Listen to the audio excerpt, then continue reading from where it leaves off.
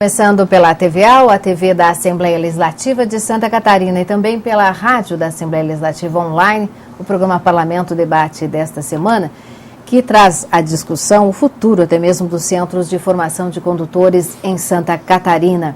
É que nesse mês de abril, 57, as mais populares chamadas autoescolas, foram fechadas no estado, sob a alegação de que não teriam passado por um processo de licitação para o funcionamento. Aliás, como determina uma lei aprovada pelo próprio parlamento, uma lei do ano de 2006.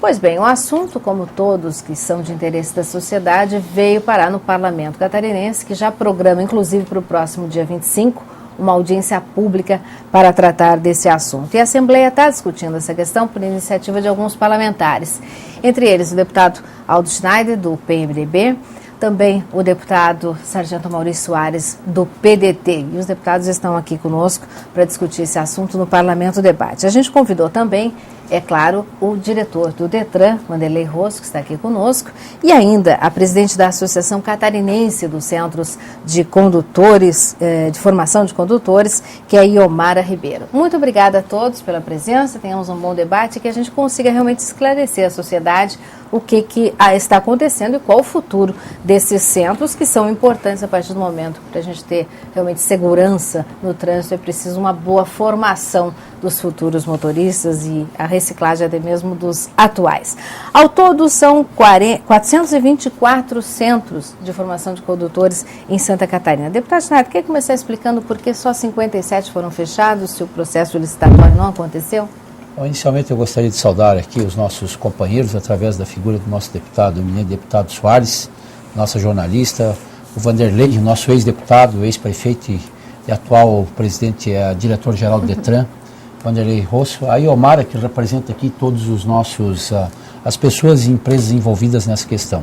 O que nos levou, a Assembleia, a tomar algumas decisões através de alguns parlamentares, foi exatamente essa injustiça, de que se nós temos uma lei oriunda de 2006, onde deveria, essa própria lei aprovada por nós, prever,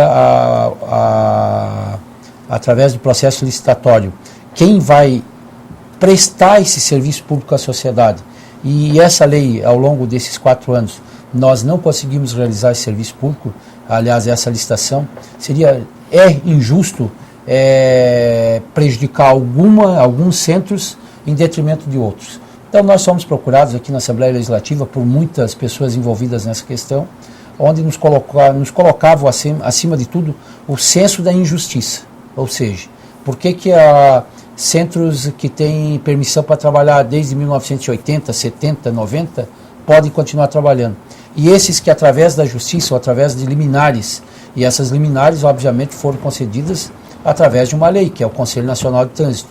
Se o Conselho Nacional de Trânsito permite que se eles pudessem prestar esse serviço à sociedade, por que agora teriam que fechar? Foi no intuito, foi no bojo dessas reivindicações que eu, o deputado Maurício Kudlak, o deputado Soares e tantos outros colegas que também se envolveram no primeiro momento, nós lideramos esse processo de juntar as pessoas e os órgãos responsáveis para equacionarmos esse problema. E que pessoas, que órgãos são esses? O primeiro órgão que nós procuramos foi o Detran, na figura do nosso diretor-geral que aqui está. Depois foi o Ministério Público Estadual, até porque é o Ministério Público Estadual que está exigindo o fechamento desses centros de formação. Depois nós procuramos o secretário de Segurança Pública, depois o Ministério, o Procurador-Geral do Estado e também o governador, onde nós conseguimos fazer todo um trabalho de junção dessas autoridades e abrimos o debate. E o debate é exatamente para que, através de uma ação conjunta, Assembleia, Ministério Público, Detran, Secretaria de Segurança Pública, PGE, nós possamos elaborar, a partir de agora, um termo de ajuste de conduta, um documento que envolva todas as partes e aí sim definir regras claras para essa licitação que está na iminência de acontecer. Deputado Sargento Maurício Soares, também obrigada pela participação aqui conosco. A ideia, claro, é o cumprimento dessa lei 13.721 de 2006, que todos esses centros tenham que enfrentar, vamos dizer assim, um processo licitatório para começar a operar. Na verdade, não se quer o fechamento de nenhum. Como é que o senhor vê esse número em Santa Catarina, 424? Eu acho que é um número inferior à necessidade da população catarinense. Isso é o que eu avalio, assim, se é para dizer numa frase, eu diria nessa, né? Para cumprimentar o Dr. Vanderlei Rosso, você, o deputado Aldo Schneider e Omara, né, todas as pessoas que estão nos acompanhando. Em primeiro lugar, dizer também, num registro rápido, da minha satisfação de ter, com essa causa, com essa demanda, com essa luta. Porque, e até falávamos com as entidades, com entidades e com a autoescola do setor, há mais de um mês atrás, da necessidade de a gente precisar incorporar esse debate que, se ficasse apenas na minha vontade, não resolveria. Então, com a participação de outros parlamentares de outros partidos, né, inclusive partidos do governo, e com a boa recepção do Dr. Vanderlei Rosso, também se conseguiu avançar e ter uma situação de encaminhamento para a solução. Fazendo uma abordagem prévia, se me permite, a sociedade, às vezes a gente ouve a reclamação de que nas últimas décadas, ou na última década, ou principalmente depois do novo Código Brasileiro de Trânsito, a sociedade passou a ser pressionada a pagar mais para fazer a carteira de motorista. Então tem muito essa reclamação na base da sociedade, e eu, como policial militar, sempre debati e busquei argumentar no sentido contrário, dizendo, olha, alguém, para ser motorista, precisa conhecer, além da legislação, além das medidas de segurança necessárias, além do veículo que ele está conduzindo, precisa conhecer esse veículo, saber o potencial, saber as dificuldades, saber a segurança necessária, precisa saber como salvar uma vida, precisa saber fazer os atendimentos básicos, elementares, de urgência numa rodovia, né, de alguém que... Muita gente morre, por certo, por vias aéreas obstruídas num acidente. Então, se o motorista não sabe esse princípio elementar, primeira medida a se chegar numa pessoa afetada por um acidente é ver se as vias aéreas estão desobstruídas. Claro, são todos os chamados motoristas precisam socorros. saber disso. Para mim, na minha avaliação, não sei se como policial, mas acho que como cidadão também, toda pessoa a partir dos 16, 18 anos de idade deveria estar instruída desses elementos, dessas questões, e nós teríamos perda de menos vidas. É evidente que tem muitas outras coisas, né? Mas teríamos uma sociedade que penaria menos, né, por problema de acidente de trânsito. Porque assim, a partir de 3 minutos, uma pessoa sem respiração, a partir de 3 minutos ela fica com sequelas. E a partir de 5 minutos ela morre. Quer dizer, né? Então, agora antes da gente... a pessoa pode morrer e ficar com sequelas. Mas peraí, eu estou só... mas só antes da gente entrar exatamente no tipo de formação que está sendo dada ao condutor, eu quero só continuar ainda nessa questão dos centros, da questão legal de funcionamento dos mesmos. Sim, um passo daí rápido para isso, a partir dessa observação. O poder público, o Estado, não tem estrutura para fazer essa formação da sociedade. Daí a importância do centro. Daí a necessidade de se fazer através de entidades privadas. Né? E vocês, como me conhecem, sabem que eu sou a favor do Estado público. Né? Mas não tem condições de atendimento da saúde, da segurança e da educação, o Estado vai tomar conta das autoescolas. Não, o Estado vai gerenciar, administrar, conceder a licença e fiscalizar. Né? Então é isso que nós temos na legislação nacional, na legislação federal.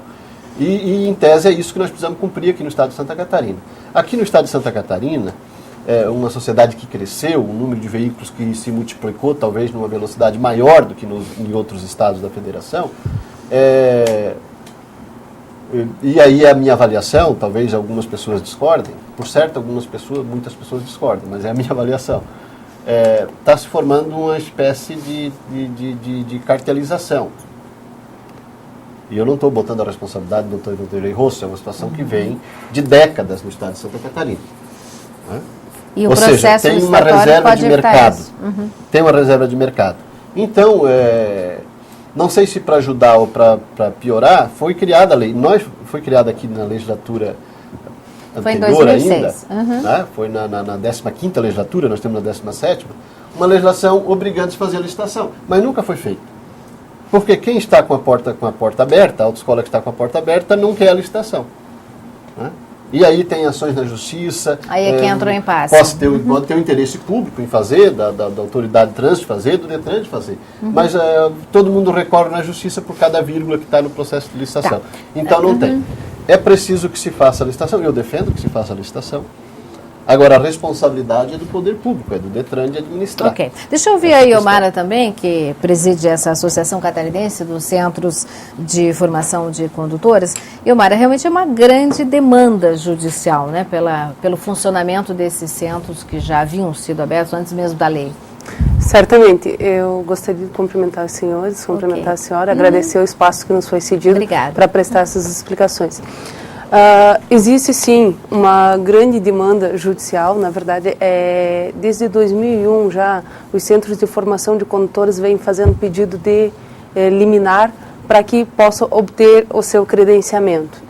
Então, até então se alegava a abertura de uma licitação. De fato ocorreu um edital de licitação no passado, o qual foi impugnado pelo Tribunal de Contas por caracterizar alguns vícios, alguns direcionamentos nesse edital. Então, a partir de então, esse pessoal começou, esses proprietários de centros de formação de condutores começaram a se mobilizar para que essa situação fosse regulamentada. Porque o que ocorre hoje no Estado? Ocorre que esse centro de formação de condutores, eles não podem ser postos de forma diferenciada, porque assim nós estaríamos ferindo o princípio da isonomia, que é um princípio constitucional. Então, a partir do momento que foi julgada uma ADIM da lei, essa que fez o pedido da licitação, né, que essa que criou a licitação, então, a partir desse momento, nessa ADIM, ela disse que todos os centros de formação de condutores estariam em igual situação. Então, se ocorrer o fechamento de um centro de formação de condutores, todos eles têm que ser fechados, porque até então nenhum passou por processo licitatório no estado de Santa Catarina. Então, é nesse sentido que nós estamos dando esse direcionamento, pedindo que todos funcionem em igual situação. Então, a associação quer o processo licitatório? Nós queremos o processo licitatório. Nós queremos o processo licitatório desde que ele não encaminhe para nenhum lado, que não haja protecionismo dentro desse processo licitatório, que todos possam participar em igual